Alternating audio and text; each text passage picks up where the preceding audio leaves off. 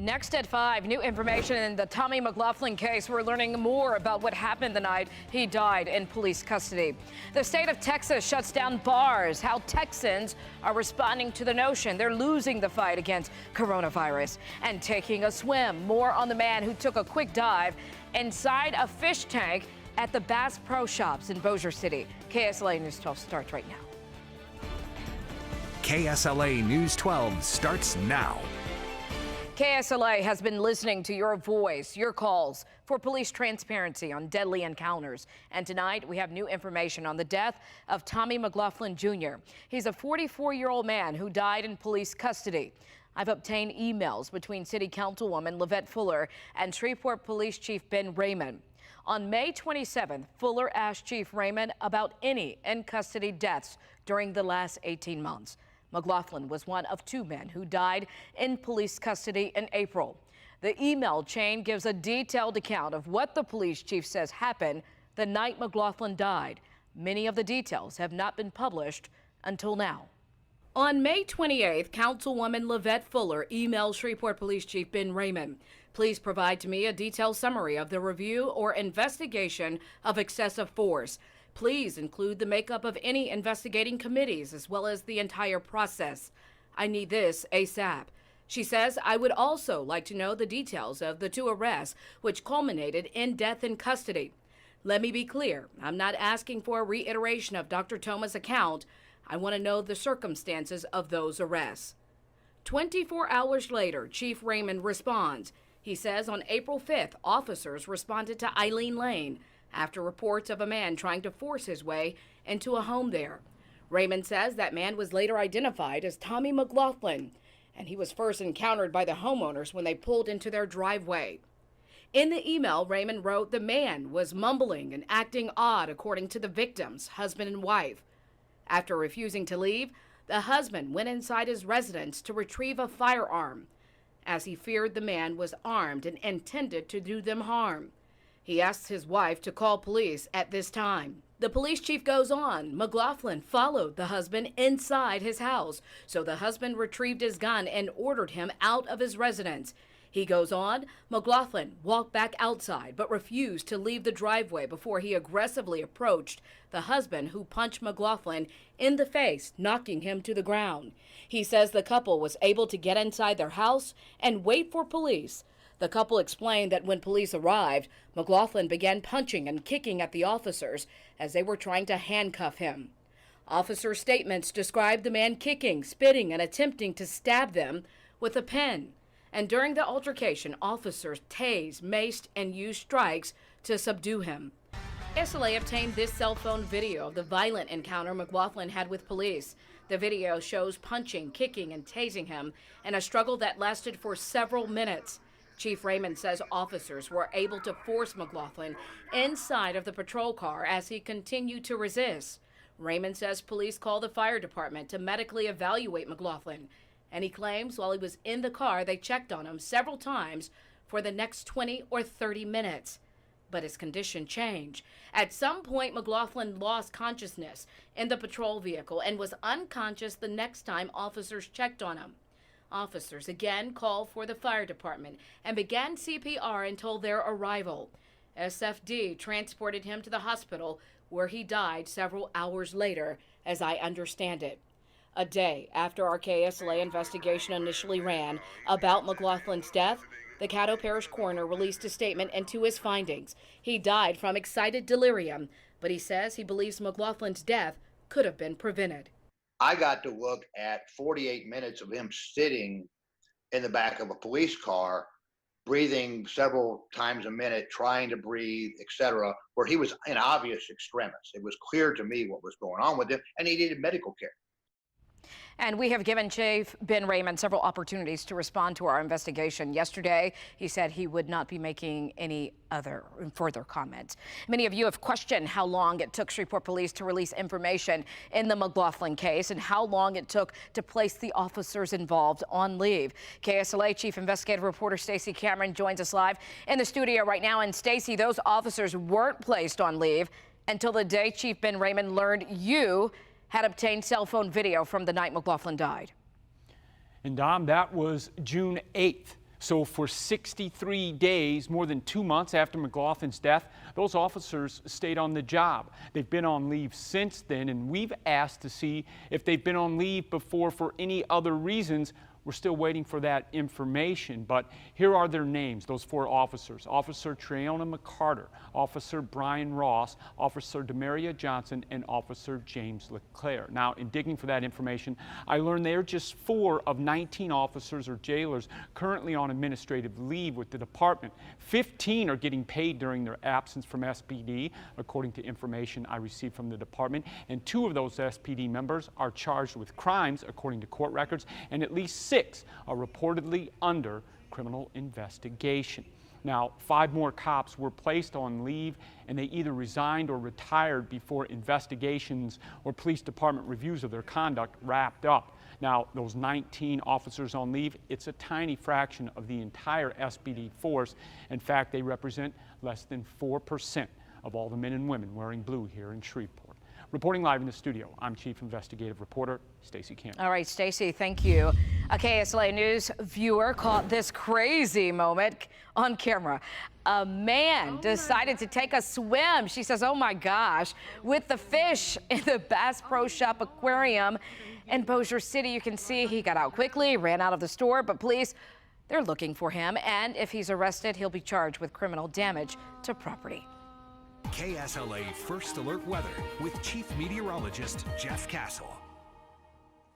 Hey, good afternoon, everyone. We've been dealing with rain across a good part of the Arklatex. If you are in northwest Louisiana and parts of East Texas, south of 20, you got the rain this morning. If you've been north of 20 here in northeast Texas and southwest Arkansas, we've been tracking rain in this direction throughout the afternoon hours. Most of this is kind of centered around the I-30 corridor right now, and there are some embedded heavier downpours. You've got some of that actually coming through Texarkana right now. Also some heavier rain just around and east of Hope, Arkansas there along I-30. All this is working its way to the north and to the east, and I do expect as the evening wears on that this rain will start to come to an end. So we'll get improving weather conditions all across the Arklatex.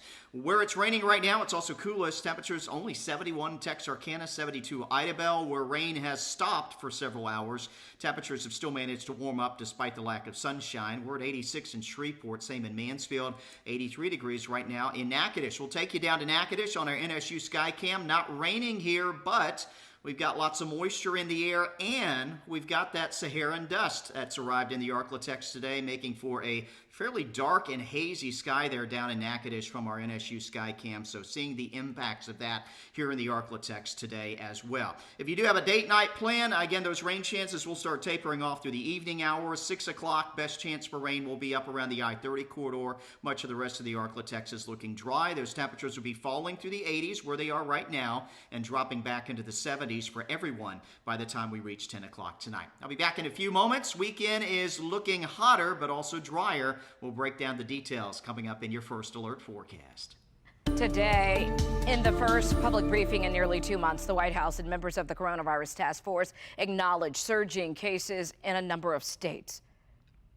We are facing a serious problem in certain areas. We want to end this outbreak, really end it, and then hopefully when a vaccine comes and puts the nail in the coffin, we've got to realize that we are part of the process.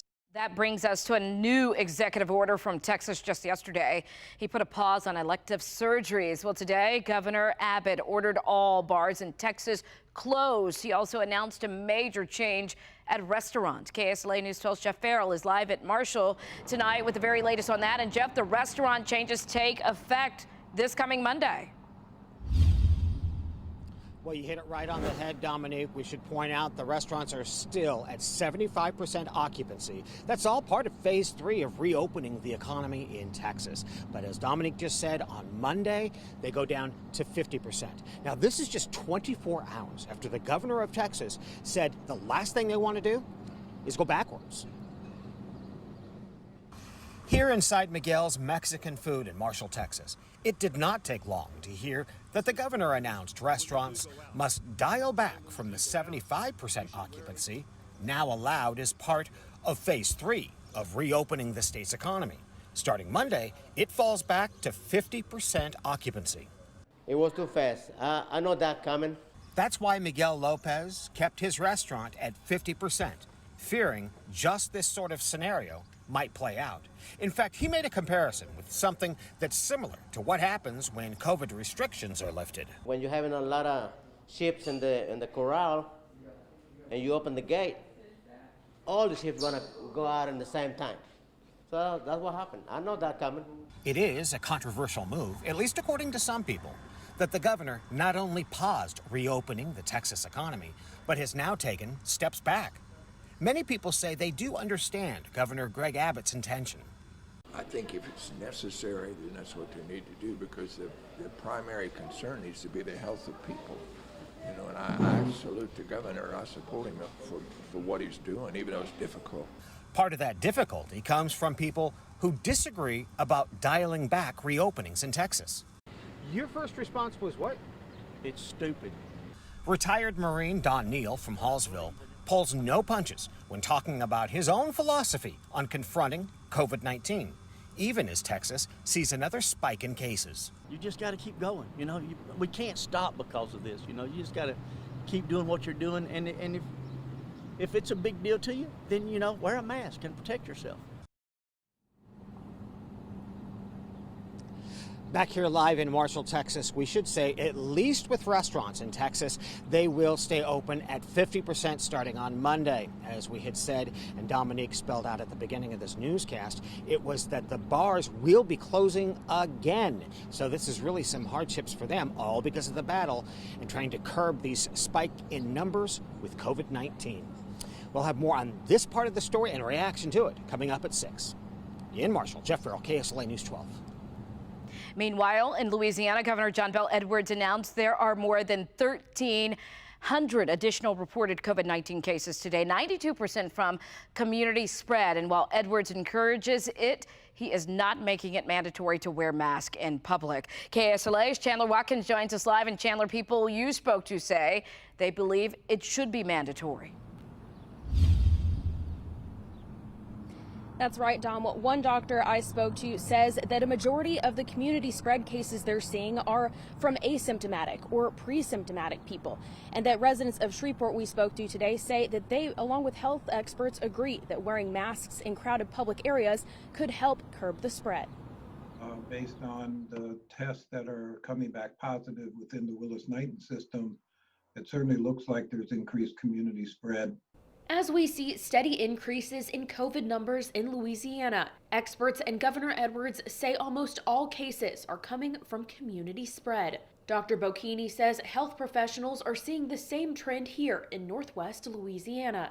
As you go around Shreveport, you certainly see that there are a significant number of people who are not wearing masks when they should be, and in many cases not socially distancing as recommended. He says many spreading COVID-19 are either asymptomatic or pre-symptomatic, and that wearing a mask would significantly decrease the chances of spreading the virus, as many places across the country make it mandatory to wear masks in public places. Should Shreveport do the same? As it stands right now, I think we ought to do it. I don't think that we should force people into different things, but I think as far as working in public like we do and other places that we go, I think they should wear masks. Really important that we use masks to prevent spread of this infection. We should be keeping the social distancing recommendations whenever possible. And third, if we have any respiratory or other symptoms that are consistent with COVID-19, we should be staying home and avoiding contact with other individuals.